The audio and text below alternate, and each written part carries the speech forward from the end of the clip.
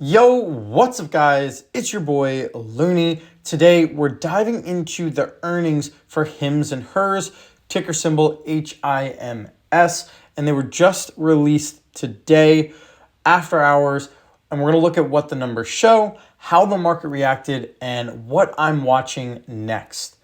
And if you're into growth or telehealth stocks or just want a clear breakdown, this is a great video. But before we get into this video, quick shout out to the Discord. It is free to join, and I also offer a premium membership for $8 a month, and it gives you access to one-on-one coaching, trade callouts. I have an option selling course. I do giveaways and more. You can check it out. All the links are in the description. So let's actually talk about HIMS. And a cool update with Robinhood. I don't know if you guys have it, but it tells you what's the upcoming earnings. And we could also talk about these other stocks soon, but we're going to focus on HIMS for the time being. And you can see that it did miss earnings, but we're going to actually get into more of the details. So HIMS did actually beat revenue expectations, and they beat it. And the revenue was actually $600 million for Q3. And this is versus the analysts expected of $580 million. And we can actually look more into this on the digest as well. It kind of goes over what the earnings did. And yeah, you can see it did miss earnings, but strong revenue. Also, subscribers actually rose a 21% year over year growth. And this is 2.47 or around 2.47 million users, and monthly revenue per user climbed 19%. And that was to around $80 was the monthly revenue per user. So top line growth is strong, and that's the good part. But there are some red flags because, like I mentioned before, the EPS came in at 0.06, and this is versus the 0.10 of a EPS, so earnings per share. So you can see the profitability is lagging with this company. But the company does say recent investments may weigh on margins in the short term. But yeah, you could actually read it on here. You could see there's 21% subscriber increase and 19% in the monthly revenue. We could also see some guidance updates. We'll get into that in a second. But the revenue did grow insane amounts, 49% year over year. And the EBITDA rose 53% over 78 million. So good news on the top line, but earnings did miss. But we're going to look at the longer term. What's actually in it for the longer term? And HIMS is pushing into those GLP-1 weight loss drug territory, and they project 725 million from their GLP-1 segment in 2026. And they also reaffirmed a 6.5 billion revenue by 2030. So that is a very long-term outlook. So they're not just playing health and wellness. They're definitely aiming for a bigger outlook. So yes, you have the combination of growth and ambition, but there's also margin and then the earnings risk. So there's pros and cons to HIMS and what happened today. And let's actually look at the technical side and how HIMS itself reacted. I own HIMS. I own 91 shares, around 7% of my portfolio. I'll show you another play that I have with HIMS as well.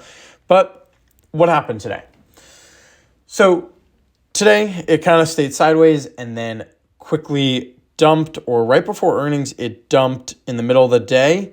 And then once it announced earnings, it actually shot up. It shot up 5% and it rose 5% on the beat.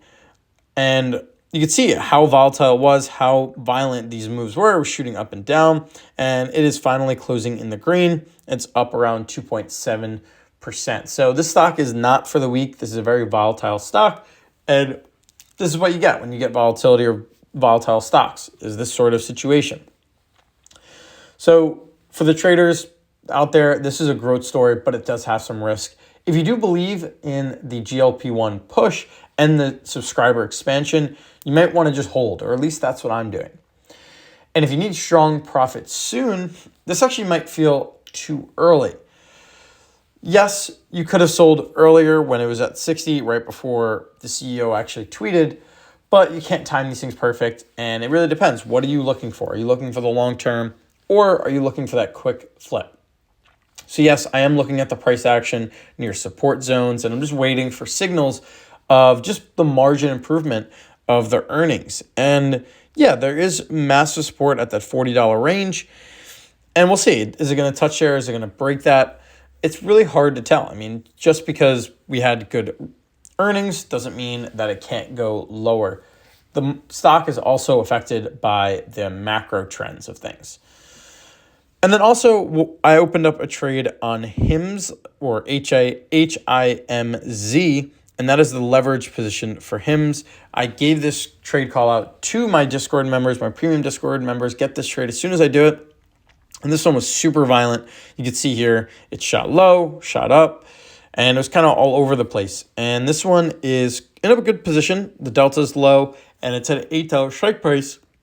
And right now, HIMS, or HIMZ, is trading at $13. So it can go lower, but who knows? And this one was a lot more violent and shot up a lot more aggressively. Now, with that, there's other revenue. There's other earnings coming up. We have the Robinhood earnings. We have Palantir that provided earnings today, and I have this one pulled up. It was doing good, and then once it announced earnings, it actually dipped, and it actually had pretty good earnings. I didn't really look too much into it. I don't own Palantir, so it's hard for me to be looking into the stock. The stock is overvalued, but I have a feeling that it's always going to be overvalued. It's going to be one of those stocks that will always be super forward looking, and you're going to have to pay for those premium prices to actually own this stock. But Palantir had earnings. I believe it came out pretty good, or we could actually look real quick if it beat earnings. Let's see. Let's scroll down here. And yeah, it did beat earnings pretty significant and probably had good guidance, but overall, that might not be good enough sometimes. Other than that, we do have Robinhood. Robinhood has earnings coming up. Robinhood always delivers on its expectations. So I think a lot of movement's going to be there. I'm very excited for that. I'm not making major moves, just simple dollar cost average, not a big position in my portfolio, around 1%. I'm just building up that base and just waiting maybe for like a bear market or a better opportunity to actually deploy heavy into Robinhood. But I am bullish on it long term. I think it's a great stock. I just think short term valuations are a little bit elevated. We also have Oscar. Oscar is in a weird situation. There's a lot of cases for the upside and a lot of cases to the downside. So I'll be watching this one pretty closely. I have 100 shares, takes up 3% of my portfolio. Open. This one's more of a trade play, kind of a long term, but not really, more of a trade. And if this stock has good earnings, hopefully it jumps high. And we'll see. I have covered calls to hedge, but overall, this is just a speculative play. Nothing really to it, but it does take up around 2% of my portfolio. So it actually is getting up there. And then Amazon is absolutely delivering. I think OpenAI had another deal with Amazon. So a lot of different things going on. Amazon is a very good stock. I want to hold this for the long term. This is a long-term play. And I hope to actually build this position more, maybe rotate some profits into there. So what am I going to keep an eye on going back to HIMS? Let's go back to HIMS and what I want to be looking at for it, short term and long term. Let me actually pull it up one sec.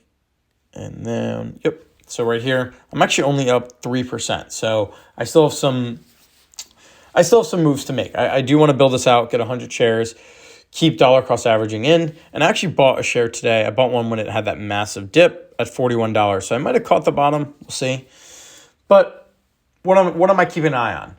I am looking at the margin trends because are costs stabilizing as the GLP-1 business ramps? Also, average revenue per user, it rose, but the trend does need to continue. Again, going back to the GLP-1 unit economics, will the $725 million in revenue be profitable or just cash flow heavy? Last thing is the price strength. Does the stock break above resistance on this beat or does it revert? My strategy is if I like the thesis, I might sell covered call on HIMS rather than chase big entry. And I want to get that income while I'm waiting for proof. So I do need to get 9 more shares. I'm not rushing in right now, but hopefully I could sell covered calls at like the $60 range and let these get assigned, but we'll see. But in short, HIMS did deliver strong growth. It confirmed expansion plans, but it still has work to do on profitability. So yes, this is a combination of opportunity and risk. But if you're bullish on telehealth, weight loss expansion, this could be a play. And if you need near-term profits, maybe sit back and just wait. Thanks for watching. If you found this helpful, leave a like, comment your view on HIMS, and subscribe for more earnings breakdowns. Until next time, peace.